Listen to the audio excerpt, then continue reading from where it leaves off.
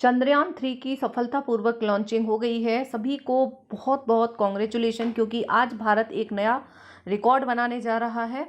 और वो रिकॉर्ड क्या है वो भी बताएंगे। सबसे पहले आज ये जो लॉन्चिंग हुई है इसकी प्रोसेस समझेंगे कि ये किस तरह से वहाँ पे जाएगा और कैसे पूरी प्रोसेस रहेगी। तो आंध्र प्रदेश के श्रीहरिकोटा से आज दोपहर 2:35 पे ये छोड़ी गई है और 45 से 48 दिन बाद यानी कि 23 या 24 अगस्त को ये चांद पर पहुंचेगा।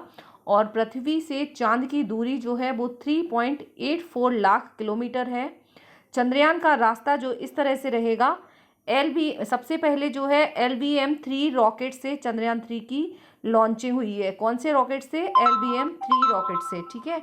और फिर 16 मिनट बाद जियो सिंक्रोनस ट्रांसफर ऑर्बिट में इसको प्लेस किया गया है। कौन से ऑर्बिट में, ये भी याद रखेंगे, जियो सिंक्रोनस ट्रांसफर ऑर्बिट, ठीक है। आप लोगों से एग्जाम में भी ये सब भी पूछे जा सकते हैं। ये इंपॉर्टेंट फैक्ट हैं जो कि आपको याद रखना है, यहाँ से क्वेश्चंस बन सकते हैं। फिर 22 दिन तक पृथ्वी के इलिप्टिकल ऑर्बिट में रहेगा। ये जो ऑर्बिट है इसका शेप भी पूछ सकते हैं, ये इस तरह से रहेगा। 22 दिन तक पृथ्वी की इलिप्टिकल ऑर्बिट में इस तरह से घूमेगा ये, ठीक है। और जिस तरह से हम एक हाथ में रस्सी लेके पत्थर घुमाते हैं और फिर धीरे धीरे मैन्यूअर्स के जरिए स्पेसक्राफ्ट अपने इलिप्टिकल ऑर्बिट का दायरा बढ़ाएगा, ये दायरा बढ़ाता जाएगा, ठीक है। ये धीरे धीरे चांद के पास जाना है तो स्पीड भी बढ़ेगी और दायरा बढ़ेगा, ठीक है। और फिर धीरे धीरे ये जैसे ही ये पूरा दायरा बढ़ जाएगा तो ये ऑर्बिट ट्रांसफर होगा और 6 दिन तक स्पेसक्राफ्ट चंद्रमा की तरफ बढ़ेगा। ये यहाँ से यहाँ जाने में 6 दिन लगेंगे, ठीक है। फिर इसके बाद जो होगा वो मॉड्यूल पृथ्वी की ऑर्बिट से निकलकर मून ऑर्बिट में एंटर होगा। अब एकदम से जैसे अपन कोई पत्थर दूरी पे फेंकते हैं घुमा घुमा के, तो एकदम गोल घुमा के फिर अपनी ये जो पृथ्वी की ऑर्बिट है इससे निकलकर ये चांद की ऑर्बिट में पहुंच जाएगा। फिर यहाँ पे घूमेगा, ये चांद की ऑर्बिट में घूमेगा और फिर 13 दिन तक चंद्रमा के चक्कर लगाएगा। फिर चांद की ऑर्बिट में 13 दिन तक ये इस तरह से चक्कर लगाएगा। उसके बाद क्या होगा, 100 किलोमीटर ऊपर प्रोपल्सन मॉड्यूल से लैंडर अलग होगा, ठीक है। 100 किलोमीटर ऊपर रहेगा जब चांद से, तो प्रोपल्सन मॉड्यूल से लैंडर जो है वो अलग हो जाएगा। अब इसके तीनों पार्ट भी समझेंगे और जिससे कोई भी फैक्ट जो है वो आपका बचेगा नहीं, आपको सारे ही फैक्ट कवर हो जाएंगे।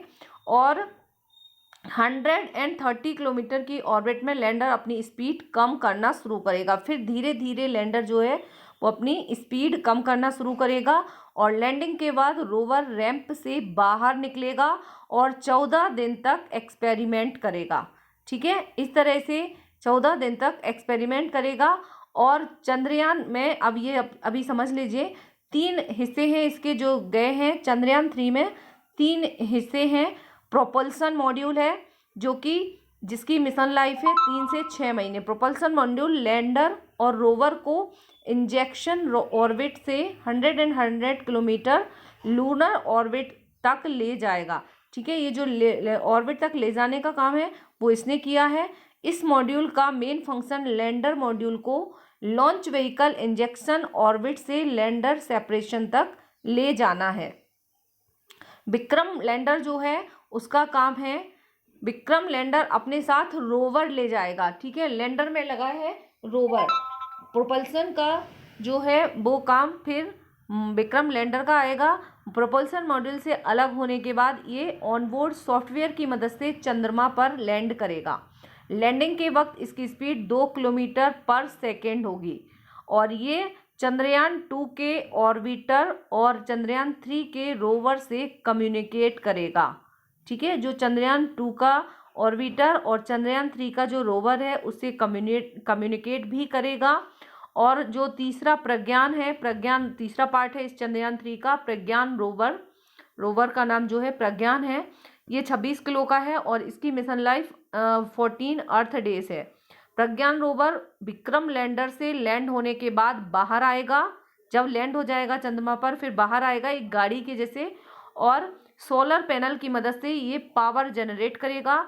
ये सिर्फ लैंडर से कम्युनिकेट कर सकता है, यानी रोवर लैंडर को डेटा भेजेगा और लैंडर इस डेटा को आगे पहुंचाएगा, ठीक है। लैंडर से बस ये कम्युनिकेट करेगा। प्रोपल्सन मॉड्यूल जो पेलोड है ये इस तरह से है, आप देख लीजिए, ठीक है। प्रज्ञान रोवर पेलोड है, पूरा डिटेल है। चंद्रयान 2 का ये अपडेटेड वर्जन है। इसमें क्या क्या नई चीजें ऐड की गई हैं।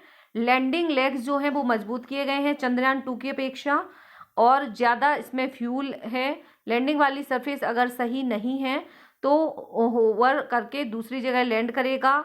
इसमें एक नया सेंसर लगाया गया है जो कि चंद्रयान 2 में नहीं था। Laser Doppler velocity meter sensor जोड़ा गया है जो लैंडिंग में मदद करेगा। और सॉफ्टवेयर इम्प्रूवमेंट, इसकी टॉलरेंस लिमिट बढ़ाई गई है। लैंडिंग में सॉफ्टवेयर ही डिसीजन लेगा, ठीक है। और 5 की जगह इसमें 4 इंजन लगाए गए हैं। पहले 5 लगे थे चंद्रयान 2 में, इसमें 4 इंजन लगाए गए हैं जो कि 200 किलो वजन बढ़ाया गया है, इसलिए एक इंजन को हटा दिया गया है, ठीक है। और सोलर पैनल और एंटीना जो है इसमें ये भी लगाया गया है जो कि बेहतर तरीके से पावर जनरेशन के लिए एक्सटेंडेड सोलर पैनल लगाए हैं। और प्रपल्सन मॉड्यूल जो है वो चंद्रयान 3 में ऑर्बिटल मॉड्यूल की जगह प्रोपल्सन मॉड्यूल है। जो चंद्रयान 2 था उसमें ऑर्बिटल मॉड्यूल था, इसमें प्रोपल्सन मॉड्यूल है। इसे ऑर्बिटल इसलिए नहीं बोलते क्योंकि यह चंद्रमा की स्टडी नहीं करेगा, ठीक है। इसमें इसको ध्यान रखना है, प्रोपल्सन मॉड्यूल, ये आपसे क्वेश्चन भी पूछ सकते हैं। और इसमें 1696, ठीक है, किलोग्राम फ्यूल होगा, ठीक है। इतना इसमें फ्यूल हो जाएगी, इसकी कैपेसिटी है। और LVM-3M4 ये जो है इससे इसको लॉन्च किया गया है। इसका जो रॉकेट है उसका नाम रखा गया है बाहुबली। ये फैक्ट है जो कि आपको याद रखना है, ठीक है। हैवी लिफ्ट लॉन्च व्हीकल है ये LVM। ये इस तरह से लॉन्च हुआ। आप सभी ने अगर देखा है तो बहुत अच्छी बात है, देखना चाहिए इस तरह से जो लॉन्च होते हैं, ठीक है। और यदि नहीं देखा है तो मैं आपको दिखा देती हूँ। अभी आप देख सकते हैं कि किस तरह से ये लॉन्च हुआ है। ये टीम है जो कि ये है 3, 2, 1, 0. Left 5 seconds. Lift off normal. We have a majestic liftoff of L03M4 rocket carrying India's prestigious Chandrayaan-3 spacecraft.